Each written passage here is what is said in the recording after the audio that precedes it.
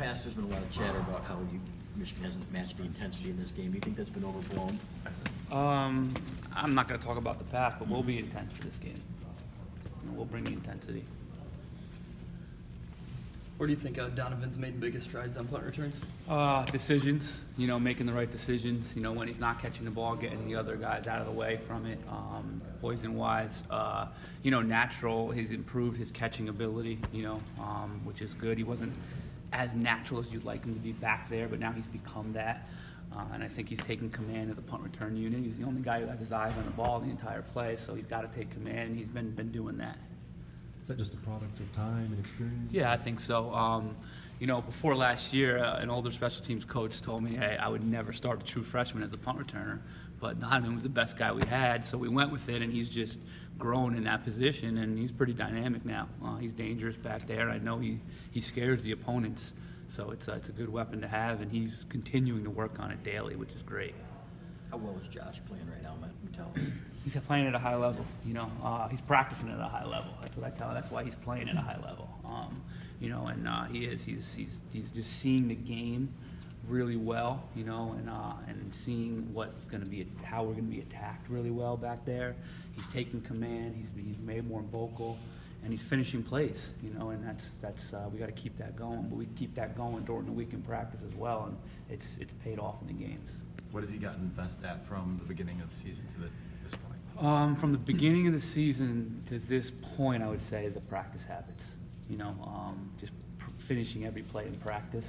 And then he's just becoming smarter in terms of just understanding what our defense is trying to do and what the opponent's trying to do, and getting everyone else in the right positions. The Maryland game was really, really a great example with all their shifts and motions and unbalanced sets and tackle over sets. He took charge back there and was able to get the secondary and stuff lined up so we didn't miss any gaps and miss any coverages. It was a really good job by him. Back to a year ago when he was maybe taking a little criticism here and there, how did you see him react to it, and how did you, coach him that, tune that out and yeah, of course. Whenever you're a young man and you're not a man yet, so whenever that kind of stuff happens, you have to guide them, right? You have to make sure that they handle it the right way. He handled it well. He took it on the chin and knew he had to improve on certain things. And the best thing he did is he came in and in the spring with an open mind and said, okay, what do I have to do? How do I do it? And he's worked to do that, to improve and take those criticisms but make them positives, in learning experiences. And then, he had a little bit of a rough start this year. He got thrown out of the Notre Dame game for targeting and made a couple mistakes in that second game. But then from there, he's learned from them and he's grown. He's gotten better and better and better. And, I'm proud of the way he's practicing and playing right now. What do you tell players about how to handle criticism? I think the main thing is they have to understand that it doesn't matter. Anyone's opinion does not matter out there besides the people in this building, and the people that are really coaching them and know. For instance, the media might blow coverage out of proportion when it wasn't the guy that they're being blamed for. So you have to teach them to silence the noise, and that's really in all aspects, whether it's criticism or they're gloating them or it's praise. You have to silence that to an extent, and just go to work every day with the people that you trust and the people that you're here with, and just understand that it's what the product that you put in this building. It's what we feel, is the most important thing, is how you're playing and what you're doing. And then the other thing is, when you're getting criticized by your coaches or even your teammates, you have to have an open mind and learn from it. You can't go in the tank. You can't get down. You got to react to it. If you do something bad, you have to do something right the next play. You have to learn from that mistake and never make it happen again. So I think those are all things that we talk about constantly. How do you get Quinn back on the right track after Saturday? Well, he was 3 for 5. He's the leading scorer in the Big Ten. He's kicking the ball at 79%, which is third all-time in Michigan percentage-wise. So getting him back on the right track, he's on the right track. The important thing is everyone wants to be 100%. We strive for perfection, obviously. The important thing is, did he make his field goals at the end of the game? Did he put us in a chance to win the game? So I think that, as he grows into a really, really, really good kicker, you know, I think that we just need to make sure that if he does miss, if he does have a mistake, is he able to fix it? Does he know why he did it, what the reason was? Is his mental state ready to go back in the game and maybe hit a game winner or hit a 50-yarder or what it might be?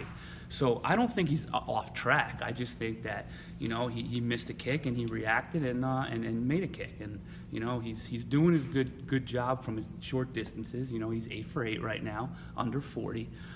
He's 3 for 6, above 40. So we have to figure out, is he pushing too hard? What's he doing wrong? What are the reasons that he might have missed those 3 kicks from over 40 yards? And hope that we can fix it and keep moving forward. How is his mental ability to respond after missing a kick? How's that improved? It's great. It's been phenomenal right now. We got to keep it there, you know, but it's been really, really good. You know, he's matured quite a bit from last year, and, you know, there's no, if he misses a kick, yeah, did we want to make it? Of course. But there's no, I guess, angst about putting him right back in there again. He's to the point where we feel like he can go in and be mentally ready to make the next kick. How do you prepare your position group for a team that is going to show you things that they haven't shown you all year?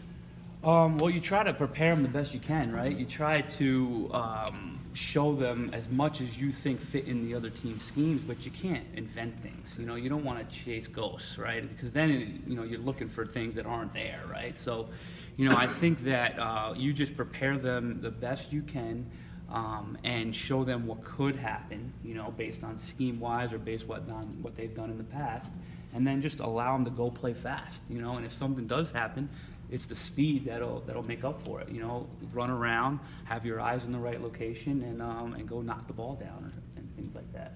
The other thing is with Michigan State, is there a heightened sense of awareness, special teams wise, given their propensity to trick plays and things like that? There's always a heightened sense of awareness, special teams wise.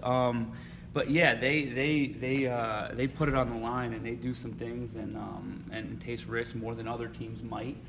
But yeah, so of course you have to be prepared. But it's the same thing. We're not going to chase ghosts. You know, we're going to prepare them and get their eyes right, and you know, and hopefully we come up with a really good scheme and mix up calls and don't stay in one thing the whole time. But you know, any team nowadays will fake in any situation, it seems like. So you always have to be ready for it. Ambry and Tyree Kindle talked about how the intensity of practices really picked up for the secondary players after the Notre Dame game. Mm-hmm. Is that something you spearheaded or noticed yourself? Yeah, I think, shoot, I like to show my guys some clips from that game every week, you know, just to make sure they stay grounded and understand that if they don't prepare the right way and they don't play the right way, that anything could happen. So I just think, yeah, I would say that, you know, coming off camp, it's like, well, you have camp is way different than in-season practice, right? So, you know, it's hard to say. They were coming off camp. We played that game. And from there, the in-season practices have been really, really good. So, and we're really happy with the intensity and the way those guys are playing and playing with the chip on our shoulder. We just got to keep that up. Chris, 2 road games, defense gave up a lot of points early. Mm-hmm. Is that a point of emphasis going into this game on Saturday? Yeah, I mean, I think we always want to start fast. You know, we always want to figure out why we gave up points and solve it. I mean, I don't think we look at, hey, the road games are the reason or anything. It's like, hey, this is the scheme they ran. This is the reason, you know, that we got scored on, and we have to fix it. And obviously, we want to come out and start fast in every game. So, you know, I think that's just always a point of emphasis. Got time for a couple more for Coach Partridge? How's Tyree playing?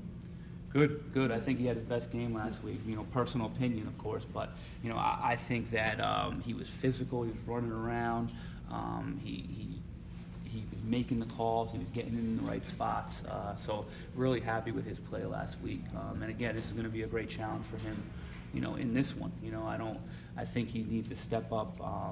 You know, even further and keep stepping his game up, you know, but I'm happy with both those guys. And again, it starts with practice habits, finishing plays in practice, seeing the schemes in practice, and communicating and doing it all the right way, you know, throughout the week, and then it shows in the game. Is Don Brown willing to give added attention to a guy like Felton Davis, do you think? And do you have to sometimes? Great player, yeah.